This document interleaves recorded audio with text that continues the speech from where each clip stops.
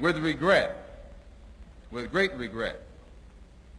There's no organization in this country that could do more for the struggling black man than the black Muslim movement if it wanted to. But it has gotten into the possession of a man who's become senile in his old age and perhaps doesn't realize it. And then he has surrounded himself by his children who are now in power and want nothing but luxury and security and comfort and will do anything to safeguard their own interests. So I feel responsible for having played a major role in developing a criminal organization. It was not a criminal organization at the outstart.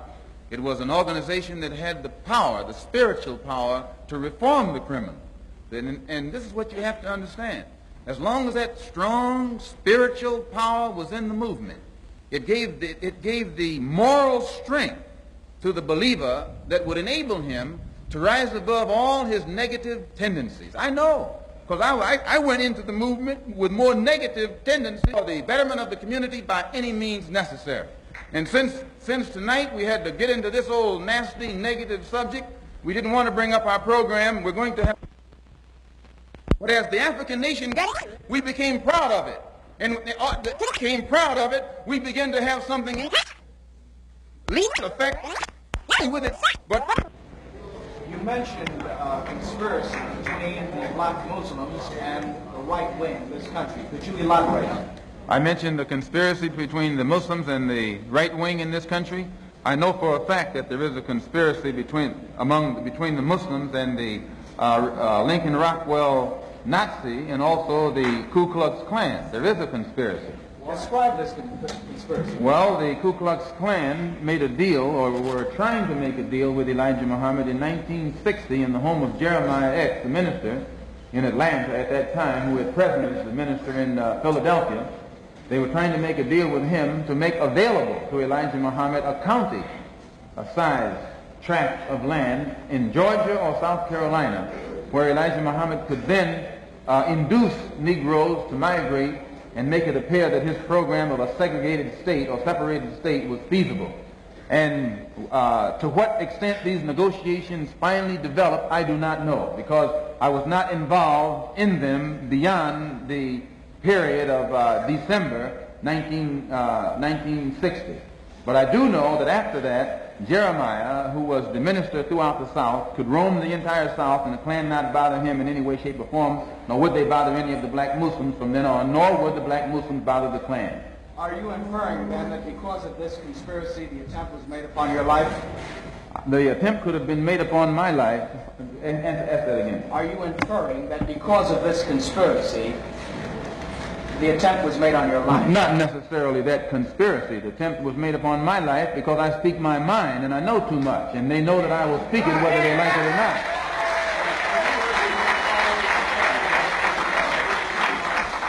Pardon me? Are you urging your followers to take any actions against the Muslims? Am I urging my followers to take action against the Muslims?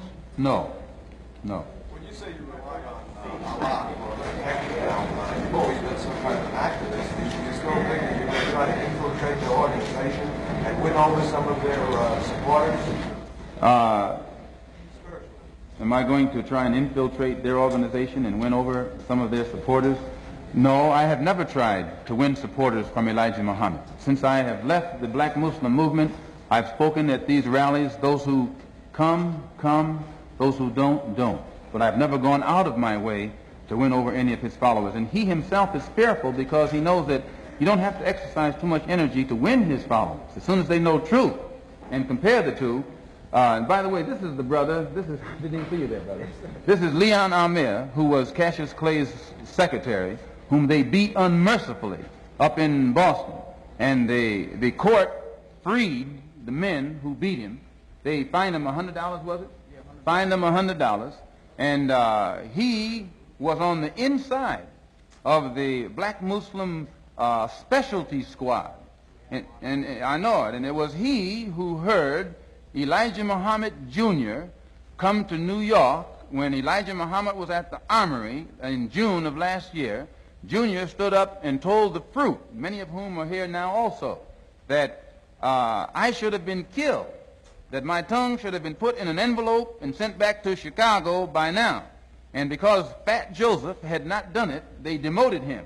He remained captain, but Clarence up in Boston was put over Joseph. And Joseph's authority was curtailed. And then Clarence, the captain from Boston, and John, the captain from Springfield, came to New York to assassinate me and came to him to get a silencer and couldn't get it. So the police know this. It's not something that's new. They just wait until the job is done and then they step in. Now, when you say, do you know that Elijah Muhammad was behind this? Yes, now, Elijah Muhammad called all of his officials, national officials, to Chicago in October and ordered them to kill or maim any of his followers who leave him to follow me.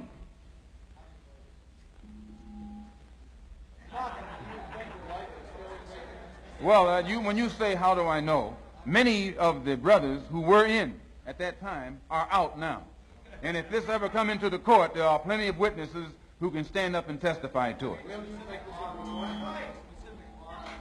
Pardon? Pardon?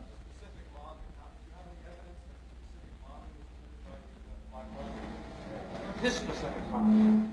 Do you have any? I'd rather not say at this time. When you say you know too much, what do you mean?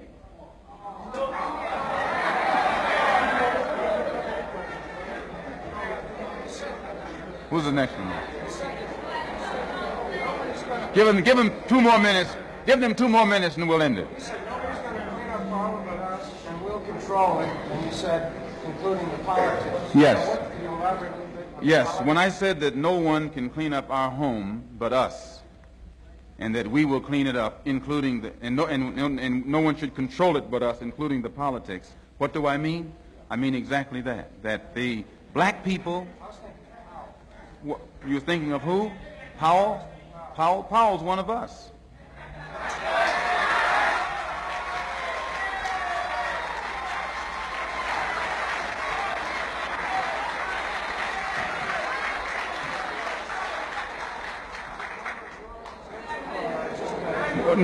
No, he's not a member of our organization, but when I say he's one of us, I mean he's one of the family.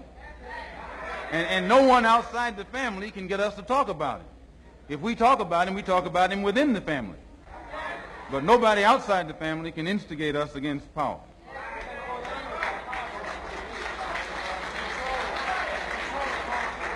Yes, by controlling it politically, I mean that the politics of the community of Harlem should be controlled by those of us who live in Harlem, not by somebody sitting down in Gracie Mansion.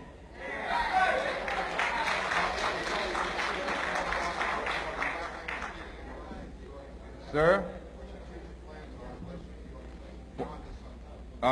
No, but the Organization of Afro-American Unity intends to get involved in every kind of action that's going on in New York City. We don't intend to let anybody downtown influence us in any way, shape, or form. We want the influence to come from Harlem and from other Harlems around the country.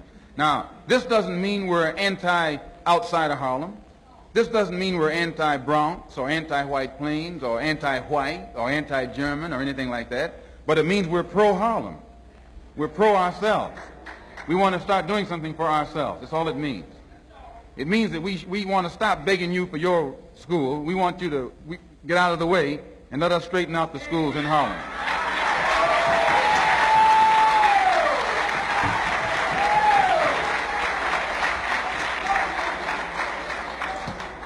Yes, sir. I'd like to clarify this quote here.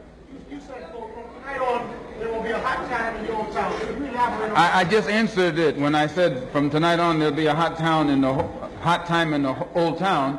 I answered it when this gentleman over here asked. It's a song that we used to sing. An implication, an implied threat. I never imply any threats to anyone. I'm a Muslim. My religion is Islam. It's a religion of peace. And sir?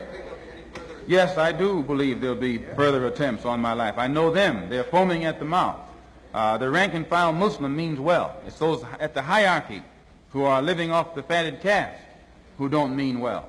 And this coming Sunday at 2 o'clock, as I say, our program will be unfolded. Elijah Muhammad knows he has done some good things, and he has done some bad things.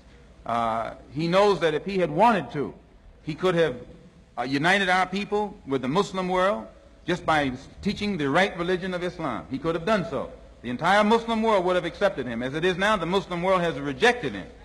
He can never go into the Muslim world saying that he's a prophet or that Allah came over here in the flesh. They would cut his head off if he said that over there. I mean, he knows this. None of his followers can go over there without denouncing him. It's impossible for them to go to Mecca or any other place unless they ascribe to Islam as it is ascribed to over there. So he was in a position to unite us with the Muslim world, those of us who are Muslims. He was also in a position to unite us with Africa. But you cannot read anything that Elijah Muhammad has ever written that's pro-African. I defy you to find one word in his direct writing that's pro-African. You can't find it.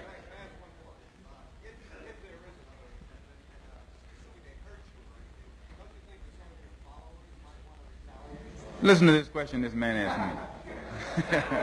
What are you trying to get at? No, he asked me, listen, I got to tell him what you asked me. He asked me, don't I think if I got hurt, wouldn't some of my followers retaliate? What are you trying to say? Or what are you trying to get me to say?